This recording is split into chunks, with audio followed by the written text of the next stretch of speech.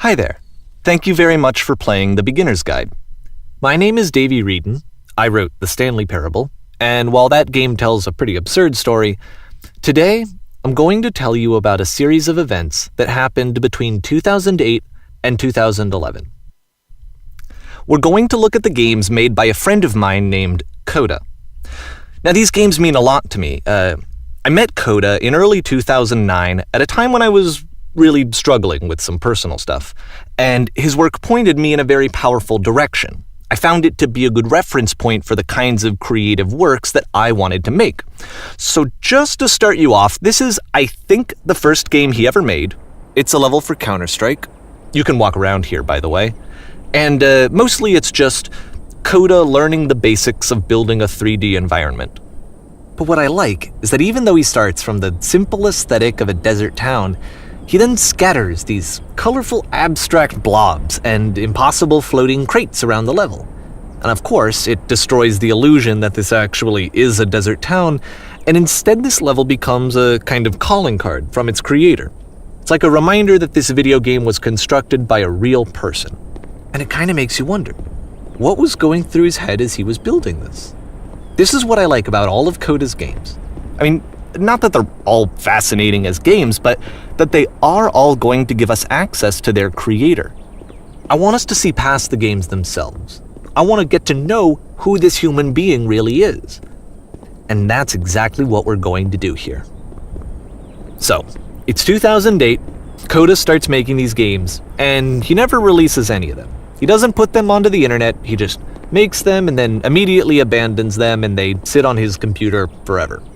And I think he really understood this image of himself as a recluse. At one point, he jokingly renamed his computer's recycling bin to Important Games Folder.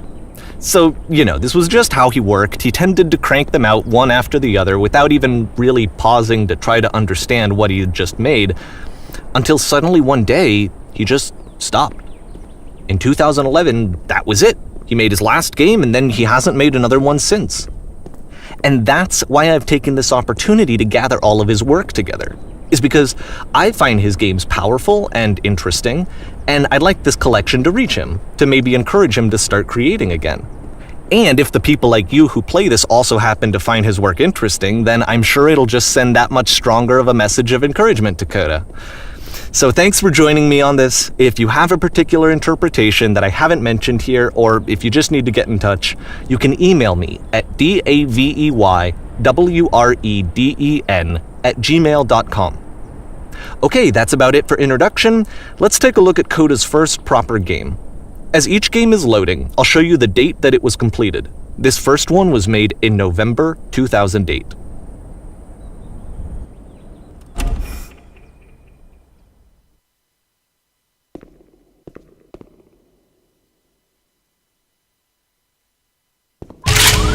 Warning. Whisper machine active. Shift destruction imminent.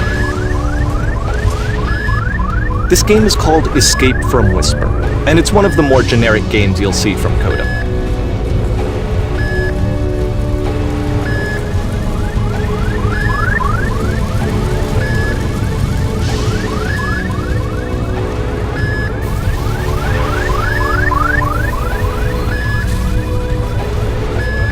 Security call breached. Hostile alien life form inbound. It kinda looks like this game was abandoned mid-development. For instance, you have this gun, which you'd think would indicate that there are supposed to be monsters or enemies somewhere, but then clearly there are no enemies anywhere. You can't even reload the gun when you run out of bullets. But ultimately we don't really know. Maybe Coda thought that actually it was complete the way that it is. And I think that we should talk about his games for what they are, rather than for what they're not. Enemy force neutralized. Begin ship evacuation. I love how you can see the bottom of the universe from this room.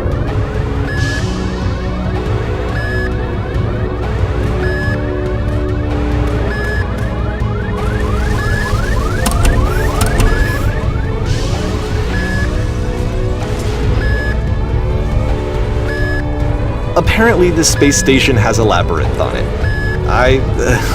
Sure, I don't know. There's really no reason for it that I've ever been able to discern, so in the interest of time, I'm just gonna skip you on past it. Okay, this is the part that's interesting. The game has this narrative about the whisper machine and how it has to be turned off, and then you get to the engine room. Hey, you there, in the engine room. You could save us all. That beam is powering the whisper machine. We could disrupt it by introducing a great enough heat signature. If your body could stop the beam. It's so much to ask, but for all of our lives, would you do it? Could you give yourself?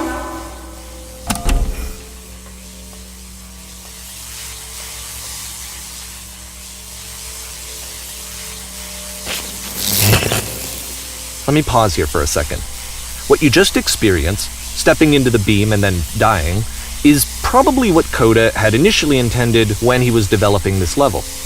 But when he first compiles and plays it, something goes wrong. There's a bug somewhere. And this is what happens instead.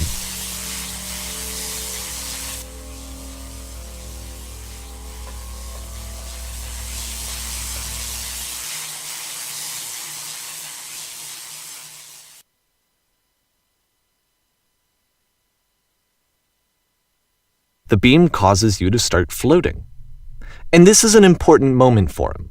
Because yes, this is technically a glitch, but Coda identifies something human about it, like how small it makes you feel in the face of this larger chaotic system. Or this floating could be the afterlife, a peaceful place, juxtaposed against all of the hysteria that you've just had to traverse. I don't even know. I have no idea what he was thinking, but what's clear is that after making this, something lodges itself in his brain. He wants to do more of these really weird and experimental designs. So he stops work on this and moves on to a stream of tiny little games that go in all sorts of directions. Let's go ahead and take a look at the first game he made after leaving this one behind.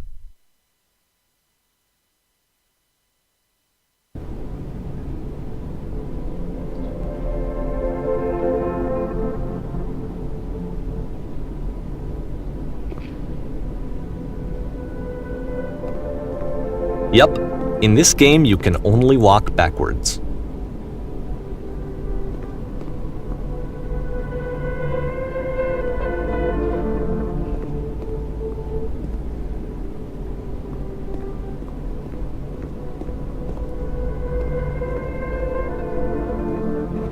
So it's a short and relatively minimalist experiment combining motion and narrative. It is less advanced than the previous game, but actually it seems to be more focused, more complete. Coda's trying to give it a unique voice rather than simply basing it on a pre-existing trope.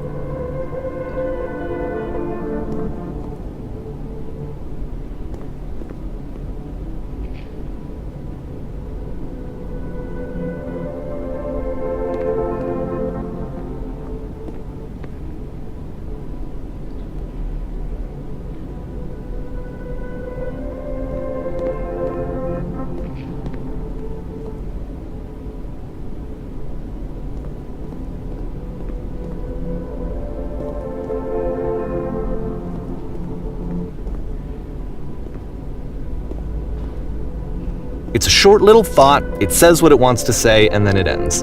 Didn't need anything more than that. Which to me is why it works, because it gets out quick. Okay, next one.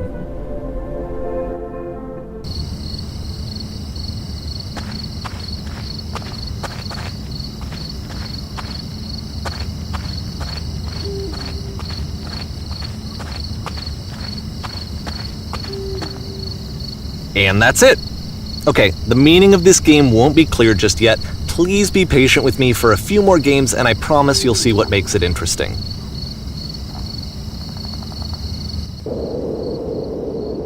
Oftentimes, Coda would put bizarre titles like this one at the start of his games.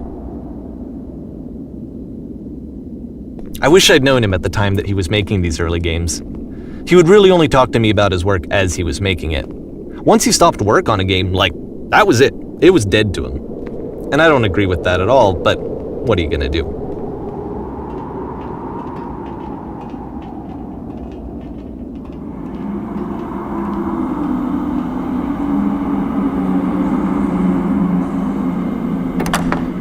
Once you've been slowed to an absolute crawl, the door at the top of the stairs opens. So why, if Coda's not showing these games to anyone, why bother opening the door at all? Well, to show you, I'm modifying the game here so that when you press enter, it'll bring you back up to full speed so you can enter the door for yourself.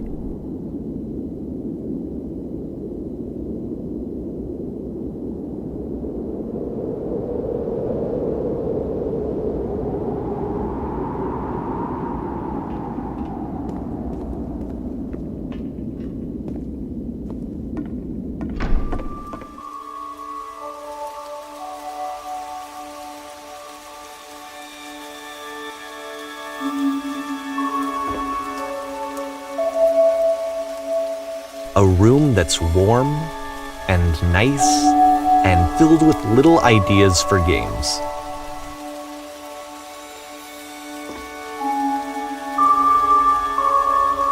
Coda would often tell me that he didn't mind if people thought of him as cold or distant.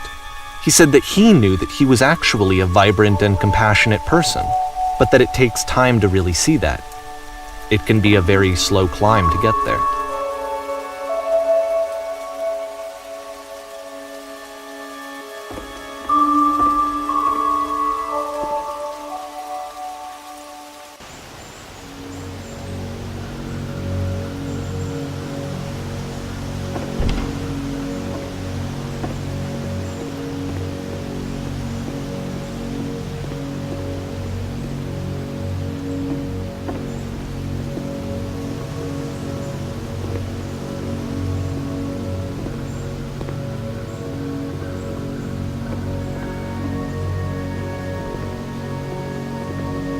Well, this is new for Coda.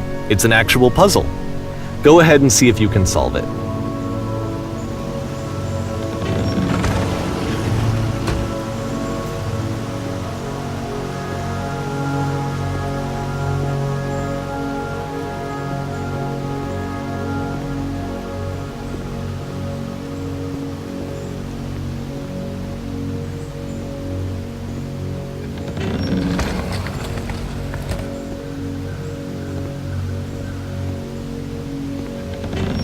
Don't forget that solution, because we're going to see this puzzle again soon.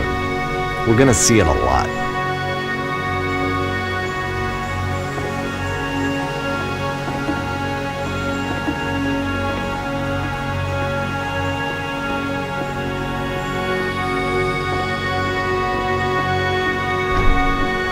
So that seems to be it, right? You walk down a corridor, you solve the puzzle, you get to the end. Simple enough. All right. Now I'm going to modify the game again so that when you press enter, it'll remove all of the walls from this room.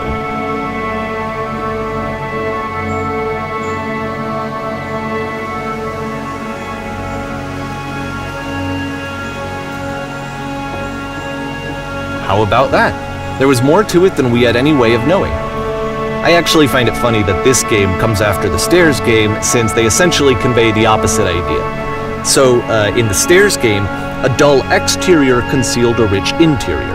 And then, in this level, a dull interior hides this fantastic outer world. Either way, I think that the point is the same, is that most of the time you don't get to know what you're missing, or even that you're missing anything. That's not your role as a player. So if your role here is not to understand, then what is it?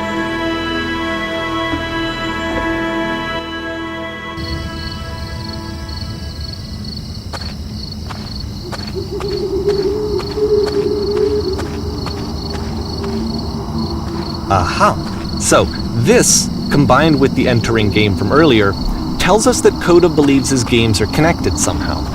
It could even be that the stairs game and the puzzle game are literally connected in between this and the entering game. There's a bigger picture that all of his games are meant to play a role in, some larger meaning that we won't be able to grasp until we've seen all of them. And once we have, we can step back and start to understand what exactly that bigger picture is.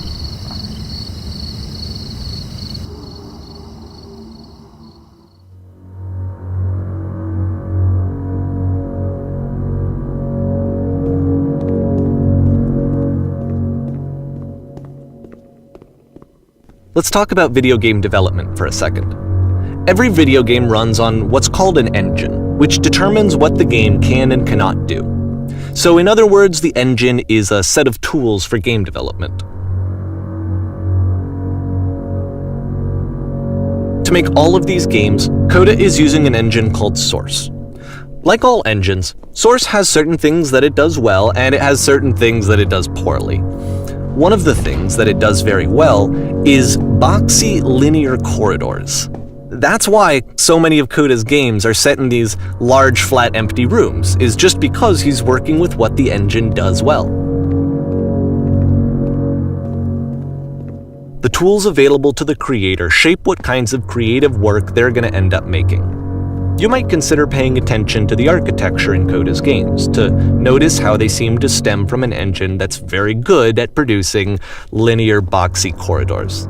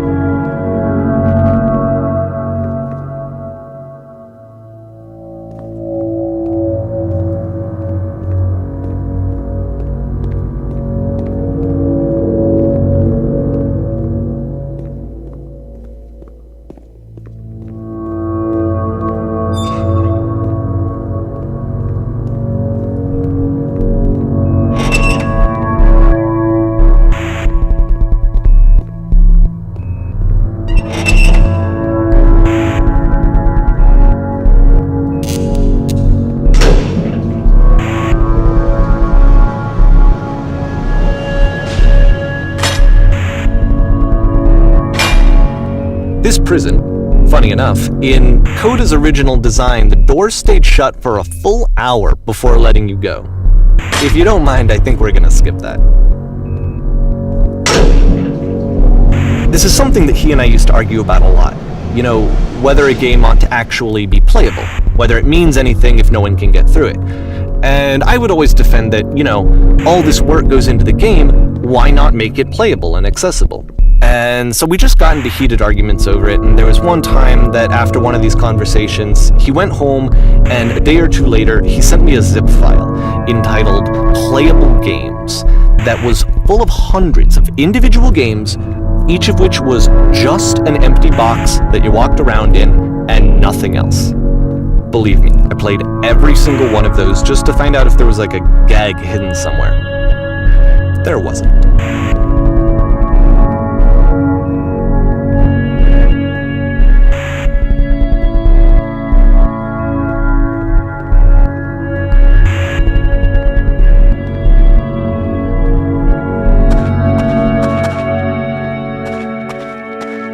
It's the puzzle again, with the exact same solution as the last time.